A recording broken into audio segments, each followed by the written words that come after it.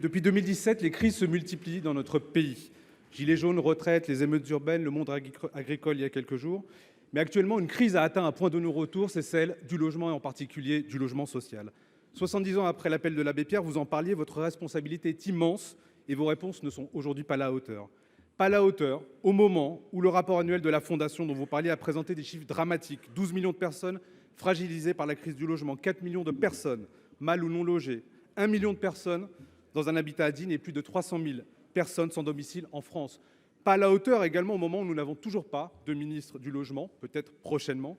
Et pas à la hauteur, enfin, quand le Premier ministre, dans son discours de politique générale, aura à peine consacré 3 minutes à ce sujet extrêmement important pour nous annoncer avec une consternation partagée par l'ensemble des acteurs concernés, les maires des grandes villes de France qui vous ont fait une lettre ouverte à ce sujet, les associations de locataires, de solidarité, les spécialistes de l'immobilier.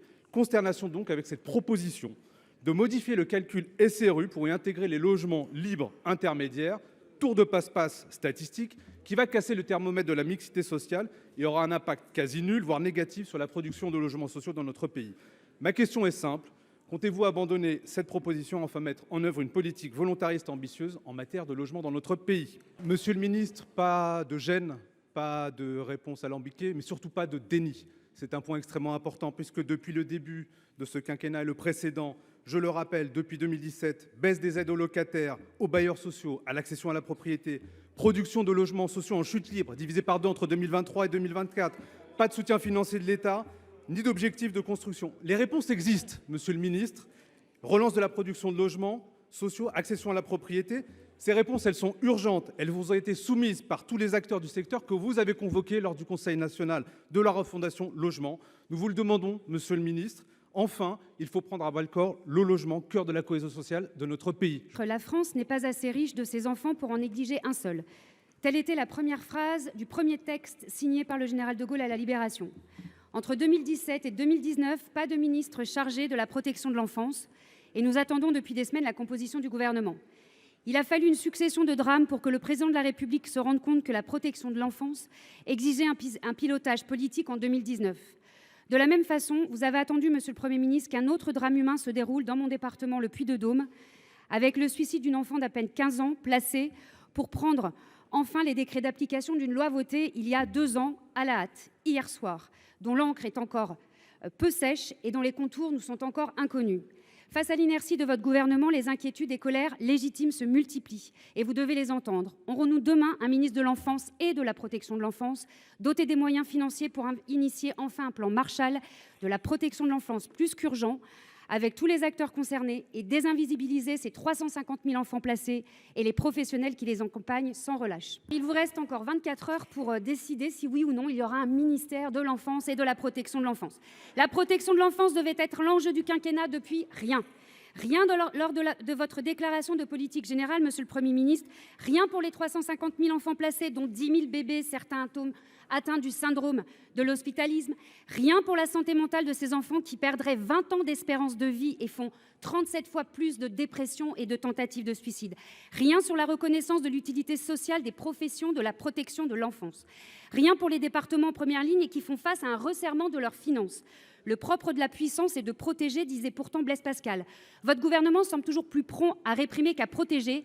J'en veux pour preuve que les décrets d'application relatifs au code de la justice pénale des mineurs ont, eux, été pris en 3 mois, quand il a fallu attendre 2 ans pour la protection de l'enfance. Combien encore de drames avant de tenir la promesse de faire de la protection de l'enfance une priorité et un vrai ministère? Rétention d'informations auprès de la Commission européenne, dissimulation, fraude aux consommateurs, non-respect de la loi, vaste tromperie. Voilà les faits qui sont reprochés au gouvernement suite aux révélations de Radio France et du journal Le Monde fin janvier.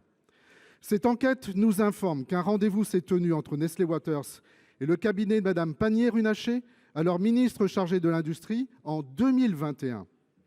À la suite de cette réunion, un rapport de l'IGAS a été remis au gouvernement en 2022. Ce rapport serait accablant. Il n'a jamais été rendu public depuis 2022.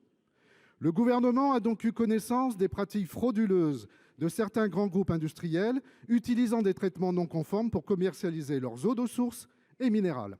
Ceci a priori sans informer la justice ni les consommateurs. Sur initiative de mon collègue Alexandre Wiesel, Nous avons alerté Madame la ministre dès le 31 janvier afin de lever les doutes sur ce dossier. Nous sommes donc en attente avec impatience de la réponse de Madame la ministre. Alors Madame, est-ce que vous confirmez les accusations contenues dans le rapport d'enquête? Pourquoi n'avez-vous pas rendu public le rapport de l'IGAS?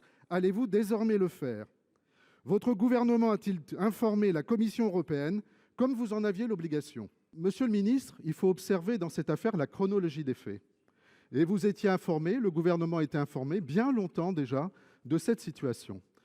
Les ARS se sont mobilisés beaucoup plus tardivement, et quand on analysera le pourquoi elles se sont mobilisées, ce n'est pas forcément sur votre injonction. Donc ça, c'est sont des éléments importants. Donc ce sont des faits qui sont particulièrement dommageables pour notre démocratie, à la fois en termes de connivence avec des intérêts privés, et surtout en termes de confiance vis-à-vis des citoyens et de leurs gouvernants.